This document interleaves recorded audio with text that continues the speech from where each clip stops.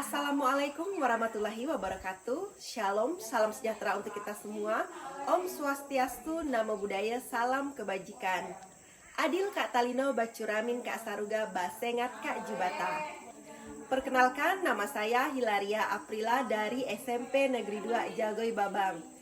Hari ini kami akan melaksanakan rapat rutin komunitas belajar Saparan Kumba 2 SMP Negeri 2 Jagoy Babang.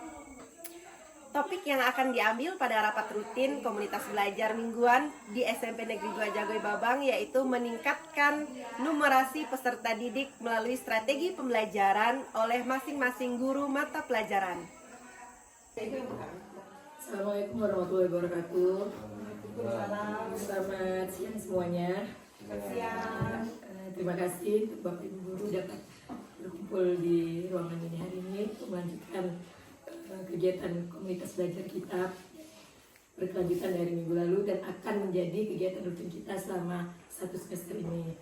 Jadi selain untuk meningkatkan rapat pendidikan kita, ini juga akan membantu dalam cara penilaian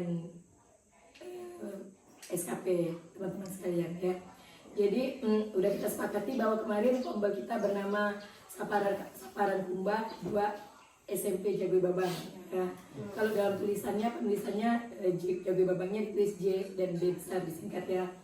Jadi adapun topik yang akan kita angkat, karena pada dasarnya intinya kita akan meningkatkan apa yang ada pada masih kurang dalam rapat pendidikan kita. Jadi di situ yang masih merah adalah numerasi.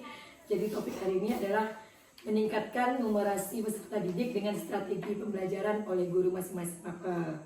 Jadi berhubung kita nih gurunya terbatas, gak bisa bagi per rumpun, jadi nanti kita gabung aja semua mapel tapi dengan strategi masing-masing. Jadi setiap ada teman yang menyampaikan materi dan strategi, apabila sekiranya cocok boleh diadaptasi pada mapel masing-masing guru mapelnya gitu ya. Jadi sekian dari saya, ini boleh dilanjutkan ke ada yang langsung menyampaikan kira-kira akan mengangkat materi apa. Ya Bu Hilaria, silakan. Kebetulan karena saya kan mengajar ilmu pengetahuan alam ya teman-teman. Jadi nanti karena di IPA ini juga kan sains itu erat hubungannya juga dengan numerasi, maka nanti saya akan mencoba untuk mengangkat strategi pembelajaran belajar sambil bermain. Jadi nanti untuk cara menghitung volume cairan misalnya, kemudian menghitung volume benda padat seperti itu. Nanti anak-anak itu akan diajak belajar langsung dengan objek-objek yang nyata seperti itu kalau untuk IPA. Jadi strateginya belajar sambil bermain melalui objek-objek yang bisa anak-anak temui pada kehidupan sehari-hari seperti itu. Kan yang lain kita sharing-sharing saja supaya. Berarti kalau metode pembelajarannya kayak discovery learning beda apa? Itu PBL.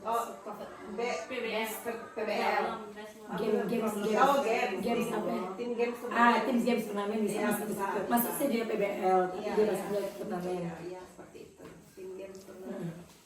Ya, mungkin teman-teman yang lain silakan dari mapel yang lain. Itu nanti kalau misalnya dari mapel yang lain itu menarik gitu kan, nanti kita seperti yang Ibu kepala sekolah sampaikan, kita bisa modifikasi, kita adaptasi ke mapel kita masing-masing seperti itu.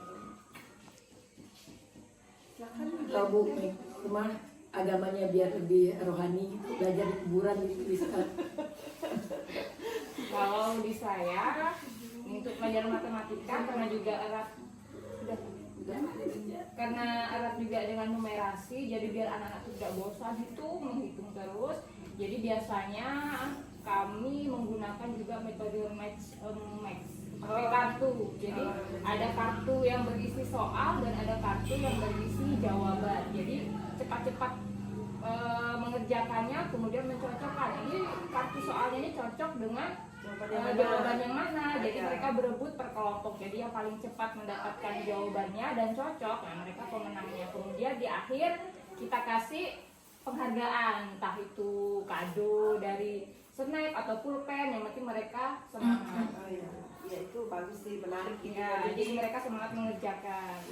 Ya, itu ya Ibu Anu akan lanjutkan ya. Jadi larinya tetap ke games turnamen ya.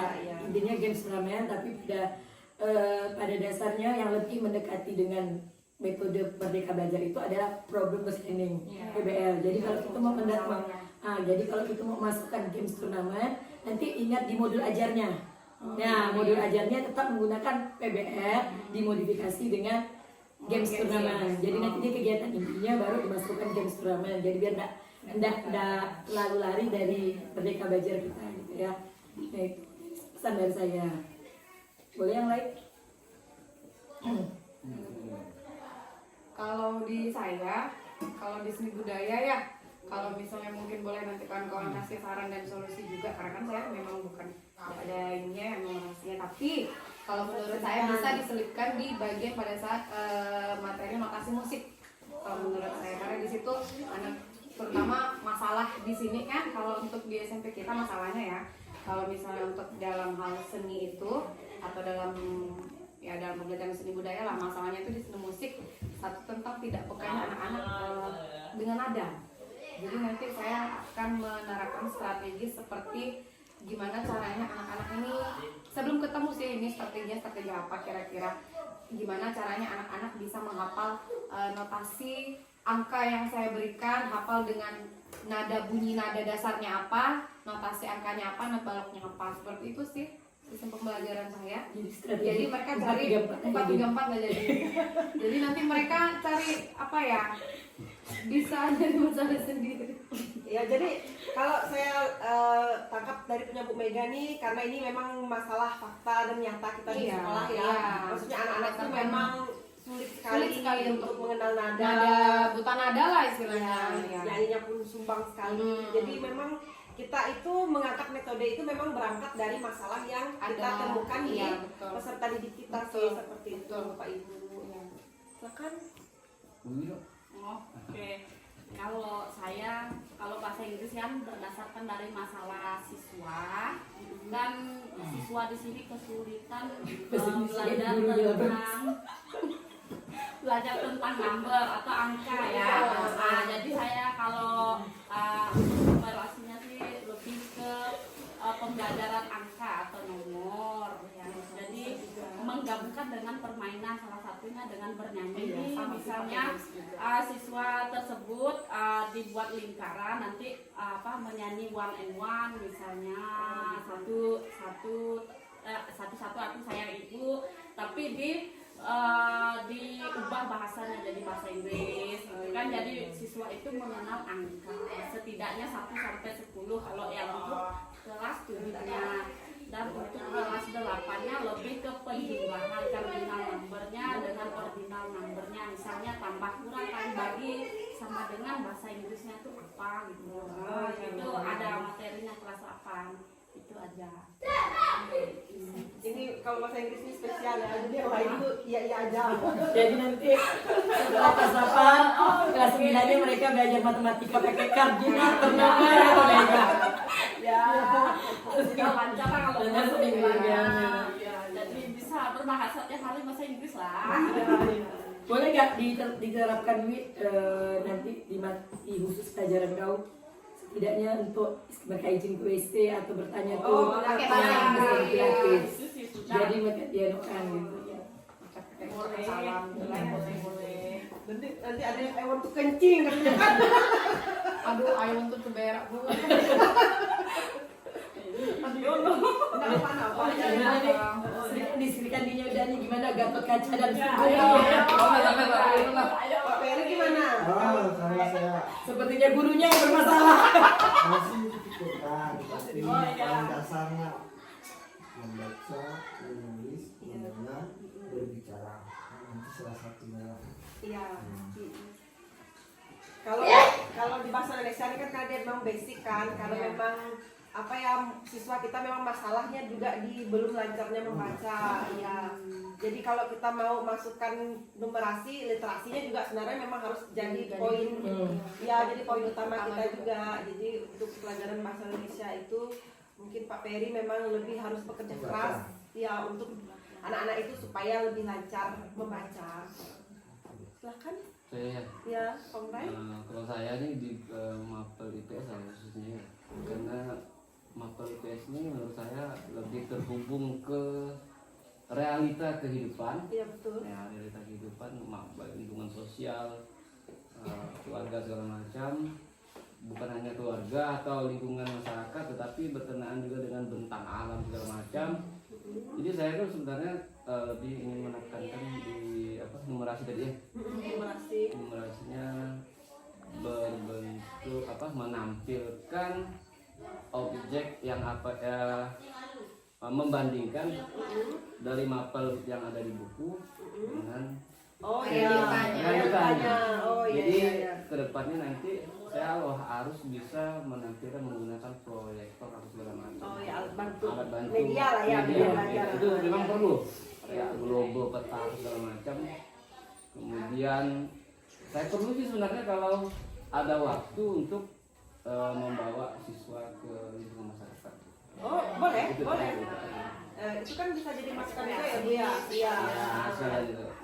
Iya. Jadi lebih pendekatan gitu tadi. Pendekatannya Lebih ke alam. Ya lebih ke alam. Lebih ke sosial sih ya. Alam bisa. Ya, Sosial bisa. bisa. Nah, bisa. Kena dua-duanya kena. Jadi kalau poin untuk numerasinya mungkin kita lihat objek yang kita pelajari Iya, di betul. buku sama objek yang sebenarnya. Ya, ya, gitu betul. ya. Nah, Betul-betul jadi bisa. dia benar-benar bukan hanya di buku kan, kalau di buku kan masih Iya, iya, iya. masih banyak. Boleh. Dia bisa bapak jelaskan TV, nanti bapak PT. TV. Ini contohnya TV. Ya baiklah, jadi udah semua nih ya, udah punya gambaran masing-masing. Jadi nanti setiap minggunya kita nanti habis ini kita jadwalkan siapa yang tampil sebagai narasumber. Ada? Iya, ada refleksinya tiap setelah penampilan. Nah, dan boleh apa yang kalian tampilkan itu nanti disiapkan modul ajarnya, itu nanti kita lanjutkan ke supervisi. Ya, jadi nanti sekali dayung itu 2-3 bulan lewat. Kombelnya selesai, SKP-nya selesai, supervisinya selesai. Jadi seperti itu. Kira-kira ada yang mau menambahkan? Kalau dari saya sih untuk rapat rutin kombel kita minggu ini, saya rasa ini cukup efektif ya. Jadi strategi pembelajaran dari teman-teman hari ini juga masukan nanti buat saya untuk diterapkan di Mapel IPA juga. Nanti akan kita coba karena fokus kita memang untuk meningkatkan kualitas pembelajaran murid, terutama di numerasi, dan tetap juga literasinya tetap kita perhatikan karena itu memang poin utamanya. Karena meskipun pintar berhitung tapi tidak lancar membaca juga rasanya kurang pas ya, seperti itu. Itu kalau dari saya cukup sih, Bu. Ya. Terima kasih Bu Iit. Sebelum saya tutup, satu lagi pesan saya. Mungkin di sini Mbak selain penyampaian atau apa, kita perlu ada meningkatkan motivasi anak. Jadi dia nggak jemu lagi ya. Selain metode, kita pasti perlu menyelipkan ice breaking. Jadi, jadi untuk kawan-kawan bolehlah nanti setiap pertemuan adalah bikin ice breaking masing-masing gitu kan untuk anak-anak biar lebih semangat dalam pembelajaran. Ya, boleh. Gitu ya. Karena iya boleh nih untuk teman-teman yang banyak punya referensi ice breaking, boleh juga kita masukkan ke dalam kombel Itu ya, latihan. biar kita latihan dulu, kita coba terapkan di kelas. Karena secara pribadi sih saya ice breaking tuh kurang ya. Jadi kalau misalnya banyak masukan dari teman-teman kan nanti kita kayak tukar-tukar gitu, jadi bisa kita cobakan di kelas gitu ya. Ya. Jadi anak-anak nggak jemu, bermainnya dapat, semangatnya dapat, ilmunya juga dapat ya. Saya juga mau coba menerapkan itu sih, seandainya di seni budaya bisa apa tadi strategi games apa tuh. Seandainya bisa itu saya coba.